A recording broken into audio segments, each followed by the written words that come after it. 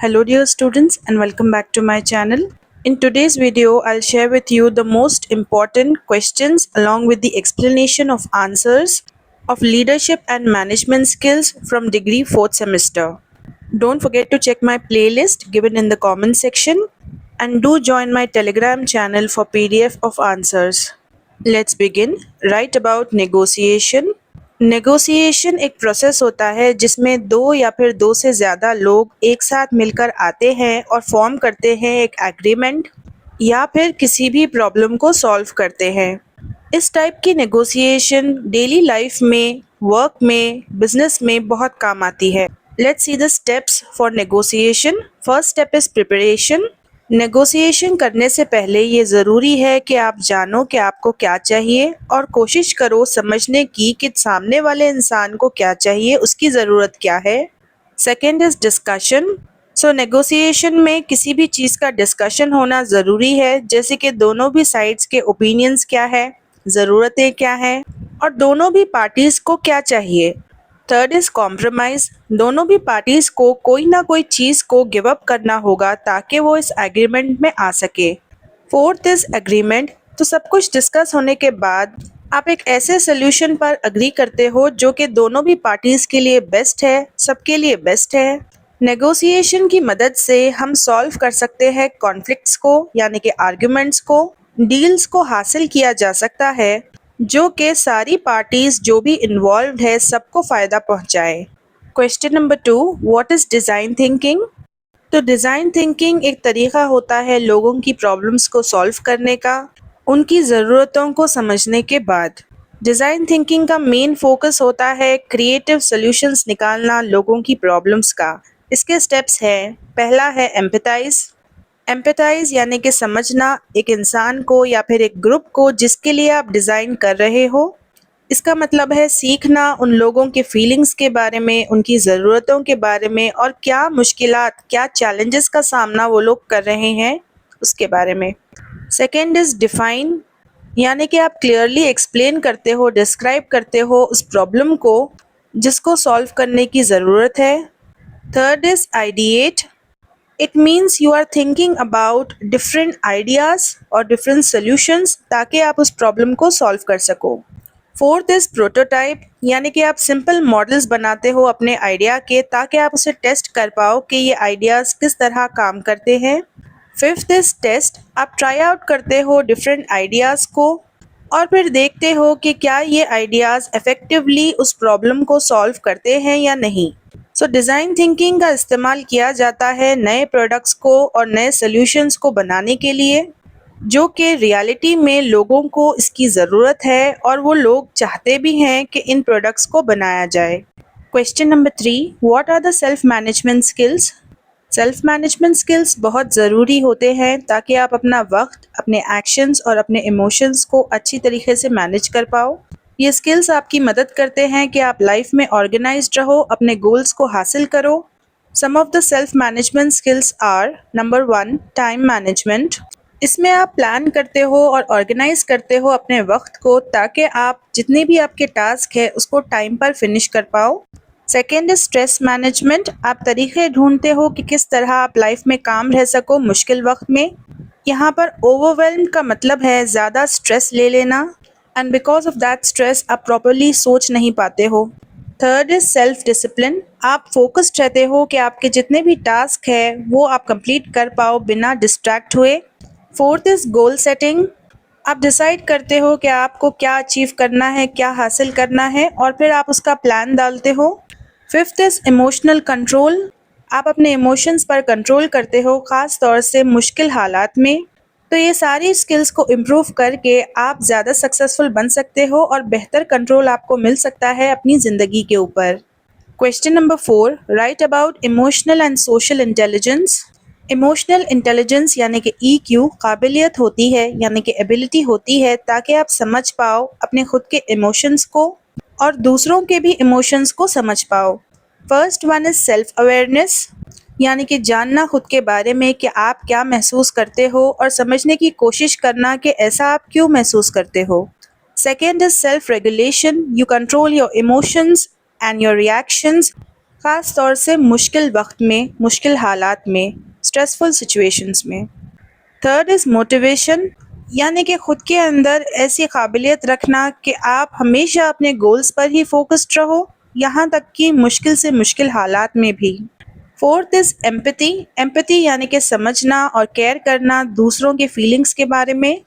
Fifth one is social skills, social skills का मतलब है कि आप रिश्ते बनाते हो, यू बिल्ड रिलेशनशिप्स, आप अच्छी तरीके से अपनी टीम के साथ काम करते हो और आर्ग्यूमेंट्स को भी सॉल्व करते हो, यानी कि यू रिजॉल्व कॉन्फ्लिक्ट्स।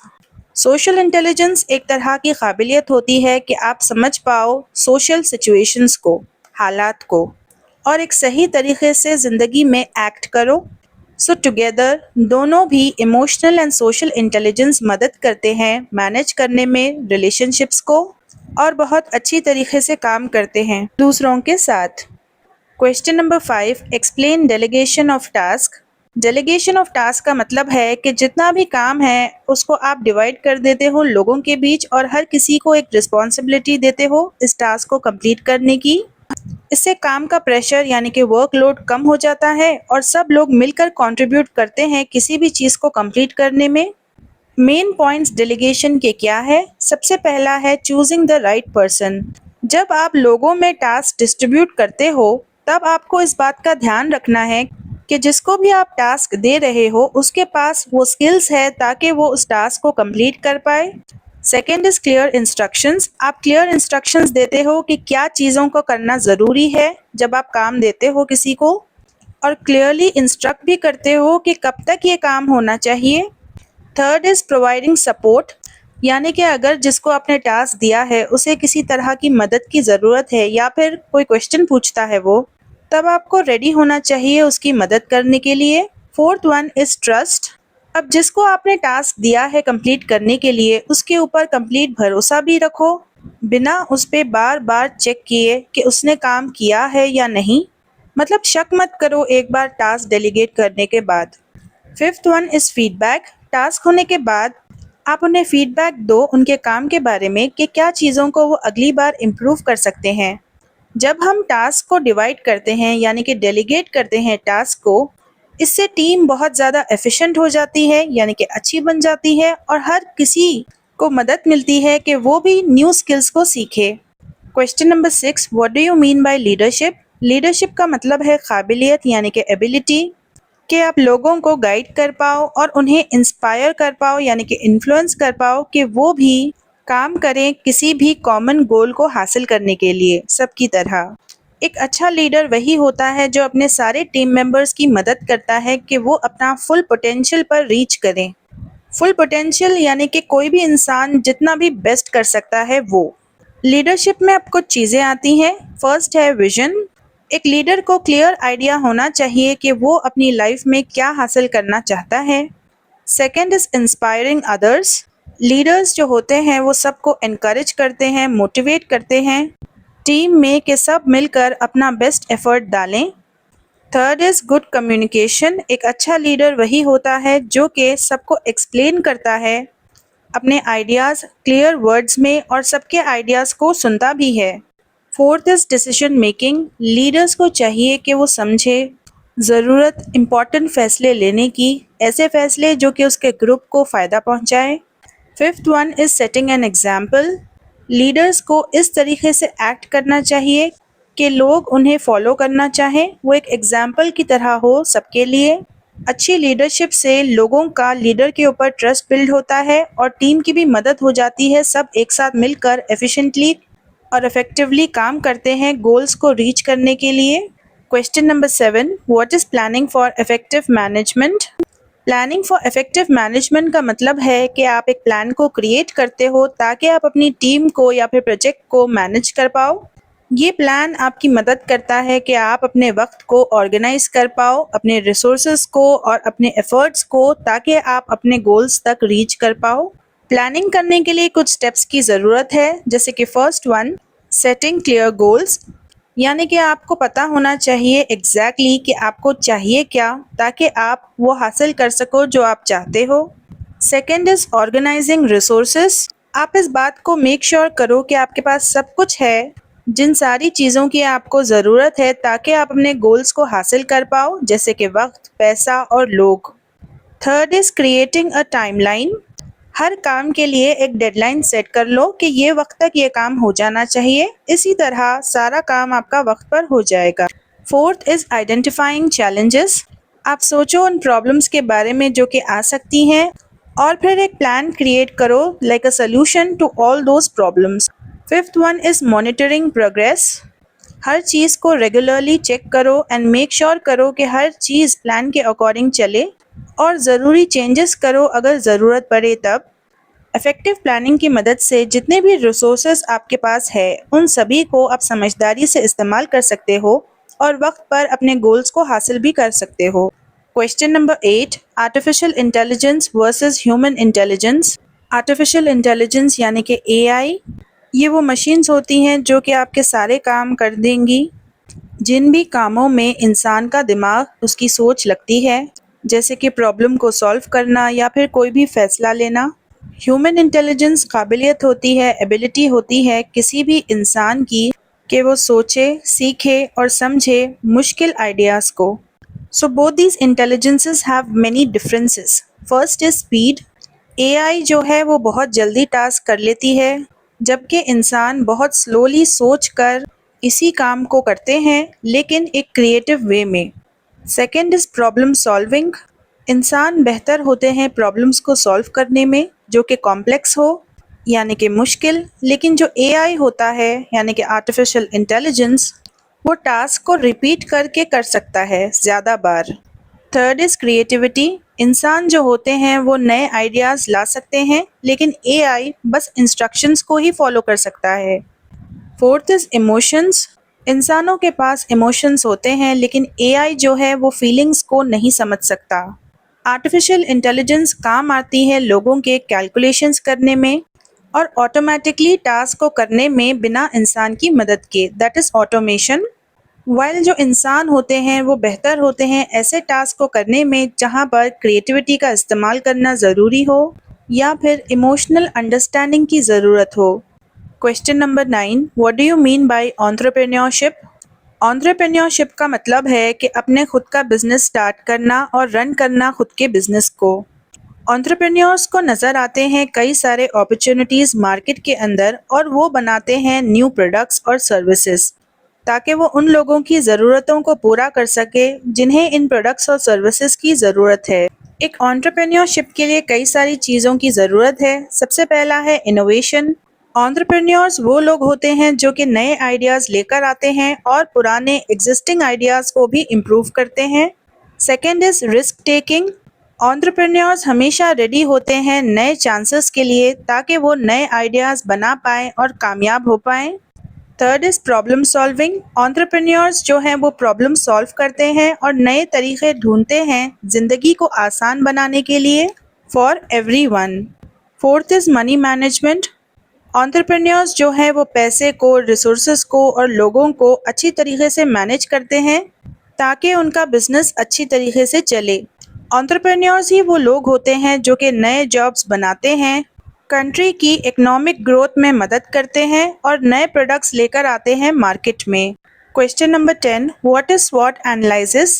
स्वॉट एनालिसिस एक तरीका होता है लोगों की ताकत, उनकी कमज़ोरी, उनके अपॉर्चुनिटीज़, उनके डर, बिजनेस के या फिर कोई प्रोजेक्ट से रिलेटेड थ्रेट। सो बिजनेस से रिलेटेड ये सारी इन्फॉर्मेशन को जानने के लिए ये इम्पॉर्टेंट है। ये स्वॉट एनालिसिस बहुत ही ज़्यादा काम की चीज़ है क्योंकि ये आपकी मदद करता है समझने में कि क्या चीज़ें अच्छी चल रही हैं और क्या चीज़ों को इम्प्रूवमेंट की ज़रूरत है। नंबर 1 इज़ स्ट्रेंथ्स, यानी कि इस बिज़नेस की क्या ताकतें हैं। सेकेंड इज़ वीकनेसेस, कि किन एरियाज़ में आपके बिज़नेस को इम्प्रूवमेंट की ज़रूरत है। थर्ड इज़ अपॉर्चुनिटीज़, क्या चांसेस है कि आपका बिज़नेस ग्रो होगा या फिर इम्प्रूव होगा। फोर्थ इज़ थ्रेट्स, क्या प्रॉब्लम्स आ सकती हैं जिसकी वजह से आपका बिज़नेस इफ़ेक्ट होगा। तो स्वॉट एनालिसिस के यूज़ से बिजनेसेस बेहतर फैसले ले सकते हैं और इम्प्रूव कर सकते हैं अपने चांसेस सक्सेस के। Question number 11, right the definition of entrepreneurship. Entrepreneurship एक प्रोसेस है बिजनेस स्टार्ट करने का और उस बिजनेस को रन करने का। इसमें इन्वॉल्व है कई सारे स्टेप्स जैसे कि पहचानना कि मार्केट में आखिर किस चीज़ की ज़रूरत है, फिर क्रिएट करना एक ऐसा प्रोडक्ट या फिर सर्विस जो कि उस ज़रूरत को पूरा करे, और फिर रिस्क लेना उस आइडिया को कामयाब बनाने के लिए। एंटरप्रेन्योर्स वो लोग होते हैं जो कि नंबर 1 आइडेंटिफाई अपॉर्चुनिटीज़। ये लोग ढूंढते हैं प्रॉब्लम्स को और फिर सोचते हैं तरीके उन प्रॉब्लम्स को सॉल्व करने के। Number 2 take risk. एंटरप्रेन्योर्स अपना वक्त इन्वेस्ट करते हैं, अपना पैसा और अपनी मेहनत, जबकि उनके काम की कामयाबी की कोई गारंटी भी नहीं होती। Third is create value. Entrepreneurs ऐसे प्रोडक्ट्स और सर्विसेज मार्केट में लेकर आते हैं जिनकी लोगों को ज़रूरत है और लोग रेडी हैं इन प्रोडक्ट्स एंड सर्विसेज के लिए पे करने के लिए। Fourth is lead and manage. Entrepreneurs अपने बिजनेस की खुद जिम्मेदारी उठाते हैं, यहाँ तक कि वो अपने खुद के रिसोर्सेज को मैनेज करते हैं और खुद के लिए फ़ैसले भी लेते हैं। एंटरप्रेन्योरशिप बहुत इम्पॉर्टेंट है क्योंकि इसकी वजह से नए प्रोडक्ट्स बनाए जाते हैं, यानी कि इनोवेशन, और नई जॉब्स भी खुलती हैं लोगों के लिए। Question number 12, how to organise teams. Organising teams का मतलब है लोगों को जमा करना, अरेंज करना और रिसोर्सेज को भी, ताकि सबको मिलाकर एक साथ काम करवाया जा सके। एक वेल ऑर्गेनाइज्ड टीम जो होती है वो बेहतर काम करती है और ज़्यादा कुछ अचीव कर पाती है जल्दी। टीम को ऑर्गेनाइज करने के लिए हमें चाहिए कि नंबर 1 सेट क्लियर गोल्स। आप इस बात का मेक श्योर करो कि सबको पता है कि हमारी टीम क्या हासिल करने की कोशिश कर रही है। Second is assign roles. हर टीम मेंबर को एक स्पेसिफिक टास्क दो उनके स्किल्स के according. Third is create a structure. आप टीम को क्लियरली समझा दो कि किसको क्या चीज़ की रिपोर्ट देनी है और किसको देनी है, और किस तरह सारी टीम एक दूसरे के साथ कम्युनिकेट करेगी। Fourth is provide resources. आप इस बात का ख्याल रखो कि टीम के पास वो सारी चीज़ें हैं जिनकी उन्हें ज़रूरत है, जैसे कि टूल्स, ट्रेनिंग और information. Fifth is monitor progress.